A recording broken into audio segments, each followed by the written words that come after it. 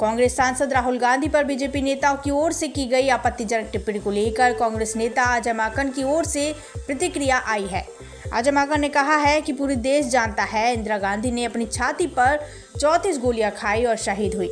राजीव गांधी ने शांति वार्ता शुरू की थी, जिसके कारण उनका शरीर बम विस्फोट में चिथड़े हो गया। अजय माकन बोले, राहुल गांधी का परिवार देश के लिए कुर्बान हुआ है, लेकिन आज उन्हें धमकियां दी जा रही हैं कि वे सावधान रहें, नहीं तो उनका भी वही हश्र होगा। कांग्रेस ने 4 लोगों के खिलाफ यह शिकायत दर्ज की है, जिनमें एक केंद्रीय मंत्री, दिल्ली के पूर्व भाजपा विधायक, महाराष्ट्र के शिवसेना विधायक और उत्तर प्रदेश के एक मंत्री शामिल हैं। माकन ने कहा है कि भारतीय राजनीति इस स्तर तक गिर सकती है, यह अकल्पनीय है। उन्होंने आरोप लगाया है कि भाजपा के वरिष्ठ नेताओं से इस तरह के बयानों की ना तो निंदा की और ना ही कोई कार्रवाई की।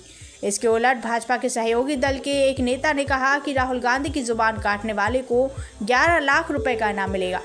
माकन ने सवाल उठाया है कि क्या राहुल गांधी की आवाज़ को इसलिए दबाया जा रहा है क्योंकि वे देश हित, गरीबों और मजदूरों की बात करते हैं। कांग्रेस नेता ने कहा, कांग्रेस और राहुल गांधी भाजपा की धमकियों से डरने वाले नहीं हैं। राहुल गांधी पिछड़ों, दलितों और गरीबों के हक के लिए हमेशा खड़े रहेंगे और उनकी आवाज़ बुलंद करते रहेंगे। भारतीय सरकार के एक मंत्री रवनीत सिंह बिट्टू ने राहुल गांधी को आतंकवादी कहा, सिर्फ इसलिए कि उनके विचार उन्हें पसंद नहीं आए। उन्होंने कहा कि वो कांग्रेस की पुलिस में शिकायत दर्ज कराई है कि इन नेताओं के खिलाफ सख्त कार्रवाई की जा सके, क्योंकि यह सीधे सीधे जान से मारने की धमकी है।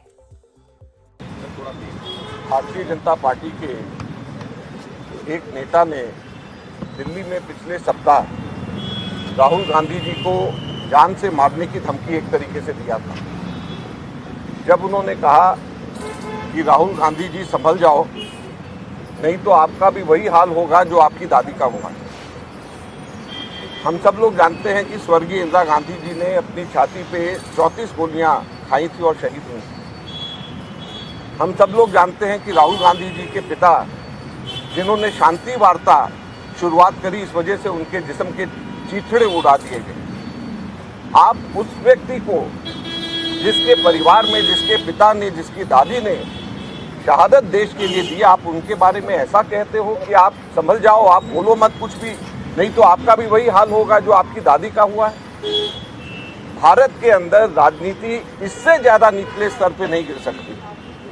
चलिए, एक व्यक्ति ने कह दिया, हो सकता है उसके अपने निजी विचार हो सकता है कि वो अपने आकाओं को खुश करना चाह रहा हो, लेकिन ना तो उसके आकाओं ने, ना भारतीय जनता पार्टी के नेताओं ने उसको चुप कराने की कोशिश करी, ना उसकी भर्त्सना करी। उसके 2-3 दिन के बाद में भारतीय जनता पार्टी के ही सहयोगी दल ने, उसके एक नेता ने, विधायक ने ये कह दिया कि राहुल गांधी जी की जो जुबान काट करके लाएगा उसको 11 लाख रुपए मिलेंगे। क्या ये राजनीति है? आपको जिसकी बात पसंद नहीं, आपको जिसकी आवाज पसंद नहीं, आपको इसलिए उसकी बात पसंद नहीं, इसलिए उसकी आवाज पसंद नहीं क्योंकि वो अक़लियत की बात करते हैं, माइनॉरिटीज की बात करते हैं, दलितों की बात करते हैं, पिछड़े वर्गों की बात करते हैं, मजदूरों की बात करते हैं, संविधान को बचाने की मांग करते हैं, इसलिए आप कहते हैं कि उनकी जुबान काट लेगा जो उसको 11 लाख मिलेंगे। आपको उसकी आवाज, उसकी बात पसंद नहीं, इसलिए आप कहते हैं कि तुम्हारा भी वही हाल होगा उसी तरीके से जो तुम्हारी दादी का हुआ था। मैं एक चीज बता देना चाहता हूं भारतीय जनता पार्टी को, ये कांग्रेस पार्टी है और ये राहुल गांधी है। जान से मारने की धमकी से हम लोग किसी भी तरीके से डरने वाले नहीं हैं। यहाँ पे कांग्रेस के लाखों करोड़ों कार्यकर्ता तैयार हैं अपनी छाती आगे करके, जान से मारना है हमें मारिए, लेकिन हमारे नेता की आवाज कभी बंद नहीं होगी, हमारे नेता कभी चुप नहीं होंगे। इसी प्रकार से हमारे नेता दलितों के, पिछड़े वर्गों के, अक़लियतों के और कुचले वर्गों के कॉन्स्टिट्यूशन को बचाने के लिए इन सब की आवाज हमारे नेता उठाते रहेंगे। ये आज हम कहना चाहते हैं और सरकार को भी ये कहना चाहते हैं कि वो संभल जाए, अपने लोगों को संभाले, अपने लोगों को बचाएं, उनको बताएं। और ये कोई एक जगह 2 जगह नहीं है।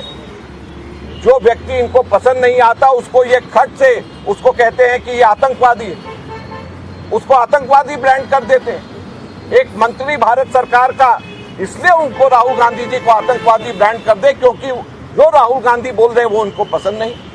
तो ये कहाँ की राजनीति है? एक नेता कह दे कि इनको मार दिया जाए जान से, इनकी जुबान काट ली जाए क्योंकि उनकी बात उनको पसंद नहीं आ रही। तो इसलिए आज हम लोगों ने यहाँ पे पुलिस कंप्लेंट करी है कि इनके खिलाफ सख्त से सख्त कानूनी कार्रवाई करी जाए। आज सरे चौराहे पे बीच में पब्लिक मीटिंग के अंदर अगर कोई व्यक्ति ये कहे कि इनका वही हाल होगा जो इनकी दादी का है, मैं समझता हूँ कि इससे ज़्यादा बड़ा सीधे के सीधे जान से मारने की धमकी कानूनन तौर के ऊपर नहीं हो सकती। इसलिए हम पुलिस को कह रहे हैं कि इस पर कार्रवाई होनी चाहिए और इनके ऊपर एक्शन लिया जाना चाहिए।